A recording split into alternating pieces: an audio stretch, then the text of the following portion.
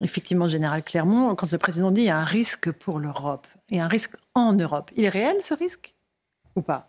Alors si on prend comme scénario ce que le ministre des Affaires étrangères a évoqué, c'est le seul à l'avoir évoqué d'ailleurs, Stéphane Séjourné, il a évoqué la possibilité d'un effondrement de l'Ukraine.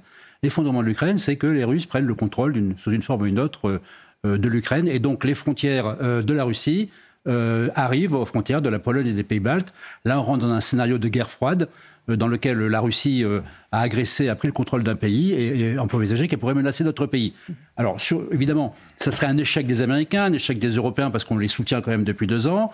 Le risque de voir la Russie pousser les frontières de la Pologne et des Pays-Baltes, il n'est pas nul, mais néanmoins, là, on est face à l'OTAN, on est face à l'article 5, on est face aux Américains, au parapluie nucléaire, enfin, les probabilités sont faibles, mais néanmoins, c'est évident qu'un effondrement, une défaite de l'Ukraine aurait des conséquences extrêmement durable sur la sécurité en Europe et sur les relations que le bloc de l'Ouest aurait avec le bloc de la Russie. On apprend dans le journal Le Monde des propos tenus par le président Macron le 21 février dernier à l'Élysée.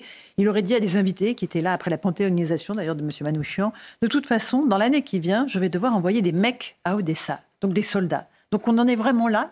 L'armée française se prépare à envoyer des troupes au sol, général ? Alors moi je ne peux pas commenter parce que c'est une phrase en off très particulière, mais un peu étonnante existe, même dans ce journal, mais je préfère revenir sur la métamorphose stratégique du président Macron avec 3 dates pour comprendre ce qui s'est passé.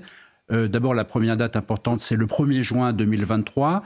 Ça fait le conflit a pratiquement 18 mois. Il se rend à Bratislava. Toutes ces tentatives de négociation, de discussion, d'apaisement avec la Russie ont échoué. Et là, il change de stratégie. Il devient beaucoup plus agressif. Il désigne clairement la Russie comme étant l'agresseur.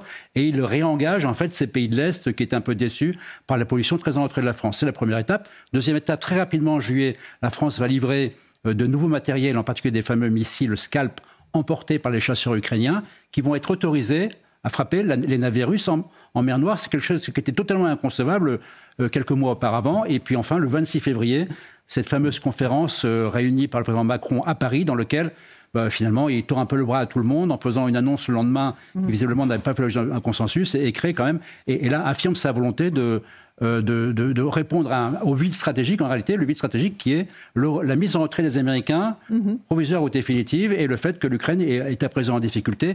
Il faut donc que les Européens se mobilisent, et la question c'est, est-ce que c'était la bonne technique pour mobiliser les Européens ? Alors, Louis de Ragnel, le président va s'exprimer longuement à la télévision ce soir pour nous annoncer des choses fracassantes ou juste pour faire de la pédagogie de ces changements de pied. Oui, c'est ce qu'on appelle, vous savez, c'est toujours le langage de la communication, donc faire de la pédagogie, expliquer aux Français ce qui est la stratégie française. Il y a 3 objectifs que l'Élysée veut mettre en valeur ce soir dans les propos d'Emmanuel Macron. Expliquer, revenir sur les propos justement pas forcément très bien compris sur l'envoi des troupes au sol en Ukraine.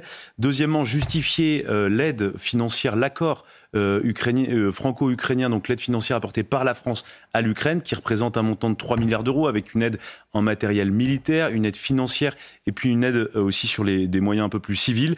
Et puis enfin, Emmanuel Macron veut revenir aussi sur la coopération européenne. Ça a été évoqué juste avant, donc les difficultés, les dissensions qui sont apparues entre notamment Emmanuel Macron et Olaf Scholz. D'ailleurs, Emmanuel Macron s'envolera pour Berlin demain pour essayer de sceller, d'essayer de se rabibocher avec le chancelier allemand. Ce ne sera pas simple, parce que les situations politiques françaises et allemandes ne sont pas du tout similaires, et Olaf Scholz est très contraint par sa propre majorité. Donc c'est ça l'objectif d'Emmanuel Macron. Et enfin, et on est obligé d'en parler, il y a un objectif politique, parce que tout ça s'inscrit dans un contexte d'élections européennes. Et Emmanuel Macron veut montrer qu'il est au-dessus de la mêlée, qu'il est le seul en fait à avoir le bon discernement, le bon diagnostic sur la situation en Ukraine par rapport à la Russie, et donc montrer que tous ces compétiteurs potentiels, tous ces rivaux, tous ces concurrents politiques ne sont pas à la hauteur, ou pire, sont des amis de Vladimir Poutine. J'aimerais juste qu'on écoute l'ancien Premier ministre Jean-Pierre Raffarin, qui était notre invité il y a quelques jours, qui appelle de son côté à une prise de conscience face à un contexte international et européen très préoccupant. Écoutez-le. Je crois qu'on est dans un moment où l'histoire turbule, et nous sommes dans un moment où on est dans une prise de conscience nationale, peut-être européenne, que nous vivons une véritable impasse. La guerre militaire et la victoire militaire de l'Ukraine est probablement impossible, et la victoire politique de Poutine est assurément impossible. Donc nous sommes aujourd'hui dans une impasse dont il faut prendre conscience.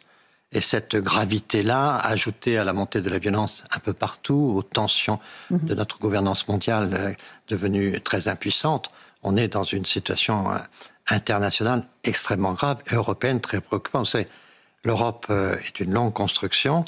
Ce qui peut l'affaiblir, voire la détruire, c'est la division.